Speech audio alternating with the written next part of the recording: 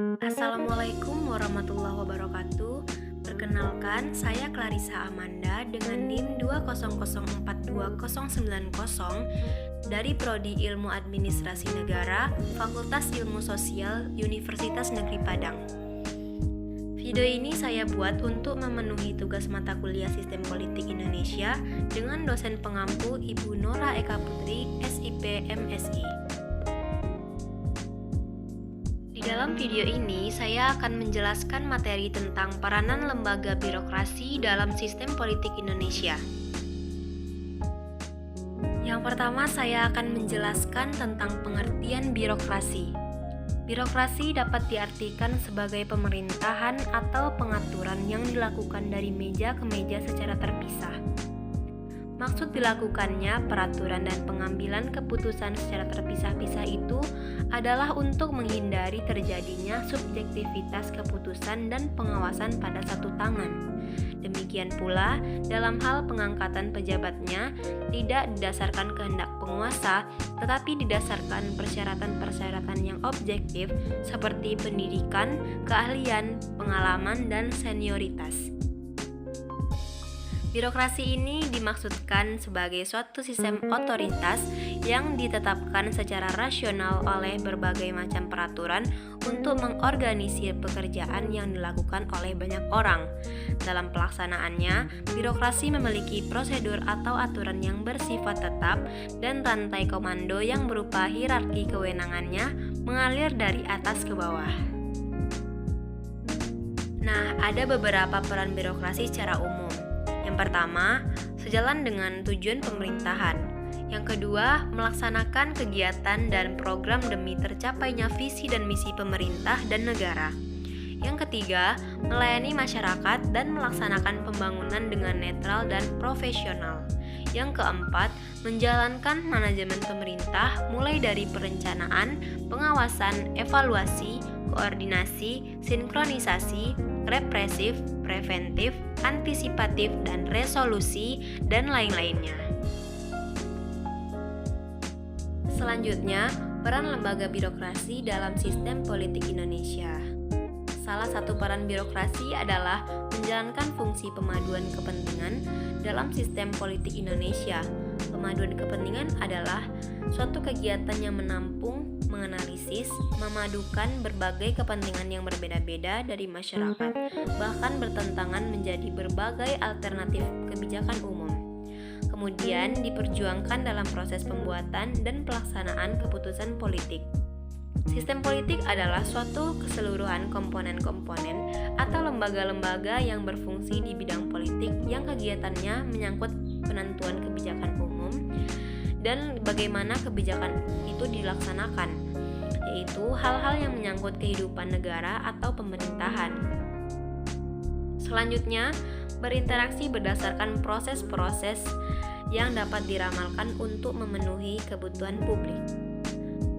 Posisi dan peran birokrasi dalam sistem politik demokrasi adalah subordinat dari kepemimpinan politik di mana seluruh tindakannya ditujukan untuk melaksanakan semua aturan atau perintah dari politisi dan tidak boleh pula berpihak kepada kepentingan sempit dari kelompok-kelompok tertentu dalam masyarakat.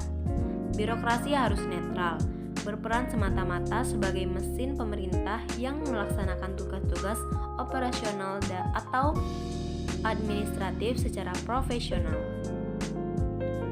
Nah, fungsi birokrasi secara umum diantaranya adalah yang pertama, melaksanakan pelayanan publik, yang kedua, pelaksana pembangunan yang profesional, yang ketiga, perencana, pelaksana, dan pengawasan kebijakan, yang keempat, alat pemerintah untuk melayani kepentingan masyarakat dan bukan merupakan bagian dari kekuatan politik. Selanjutnya, peran dan fungsi birokrasi dalam sistem politik pada masa Orde Lama. Pada awal kemerdekaan, peran birokrasi pemerintah sangatlah penting. Pada masa Orde Lama, birokrasi mengalami politisasi yang luar biasa kuat.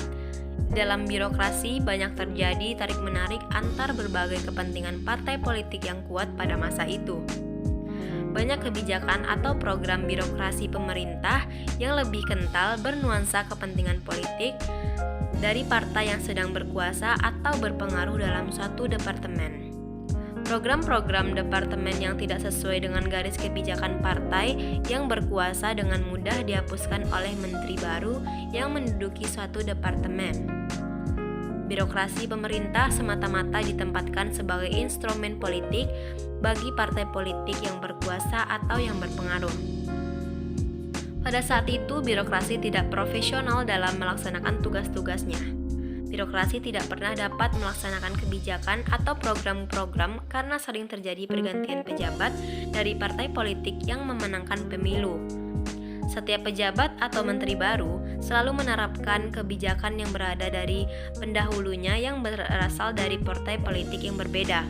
Pengangkatan dan penempatan pegawai tidak didasarkan sistem merit system, tetapi lebih pada pertimbangan loyalitas politik terhadap partainya. Di zaman Orde Baru, birokrasi publik tidak hanya sekedar menjadi instrumen untuk menjalankan program-program pembangunan, tetapi juga terlibat aktif dalam pencaturan politik. Di tingkat nasional, birokrasi diposisikan sebagai salah satu jalur atau jalan untuk mempertahankan single majority yang dinikmati oleh partai penguasa. Kondisi ini mengakibatkan terjadinya pemanfaatan jaringan birokrasi lokal dalam proses pemilihan umum. Banyak kasus mengungkapkan bahwa aparat birokrasi lokal, mulai dari kepala daerah, camat, dan kepala desa terlibat aktif sebagai vote getters dalam setiap pemilihan umum yang diadakan selama rezim Orde Baru berkuasa. Singkat kata, dalam periode ini, birokrasi merupakan bagian tak terpisahkan dalam percaturan politik nasional. Nah, selanjutnya peran dan fungsi birokrasi dalam sistem politik pada pasca Orde Baru. Perubahan mendasar terjadi pada saat Indonesia mengalami perubahan sosial politik. Seperangkat undang-undang politik diganti, tokoh-tokoh rezim Orde Baru pun dibawa ke pengadilan untuk dipersidangkan. Militer ditekan untuk lebih profesional dan tidak mencampuri urusan politik yang menjadi domain area warga sipil. Daerah yang diberi kewenangan yang lebih luas merupakan serangkaian peristiwa politik penting yang sering terjadi setelah runtuhnya rezim Orde Baru. Dalam masa ini, birokrasi diarahkan untuk netral dan steril dari proses politik. Birokrasi lokal seiring dengan implementasi otonomi daerah menurut Undang-Undang Nomor 22 Tahun 1999 diberi kewenangan yang lebih besar. Jika selama ini birokrasi hidup dalam iklim yang begitu stabil, maka di era sekarang birokrasi dituntut lebih kreatif dalam mensiasati perkembangan dan dinamika masyarakat lokal. Nah, yang terakhir kesimpulannya, mengacu pada analisis tersebut, birokrasi tidak dapat dilepaskan dari kekuasaan. Pemahaman terhadap konsep kekuasaan diimplementasikan dalam sebuah sistem birokrasi. Sebagai pelaksana dari konsep kekuasaan, maka birokrasi memiliki tugas dan fungsi untuk melayani rakyat. Dalam pelaksanaannya, birokrasi harus memposisikan diri secara netral terhadap kepentingan politik partikular yang ada di dalam masyarakat. Hal ini karena fungsi dan peran birokrasi adalah untuk memfasilitasi dan memediasi kepentingan masyarakat yang sangat beragam. Namun pada prakteknya birokrasi seringkali tidak netral. Sekian video penjelasan dari saya. Mohon maaf jika ada kesalahan. Assalamualaikum warahmatullahi wabarakatuh.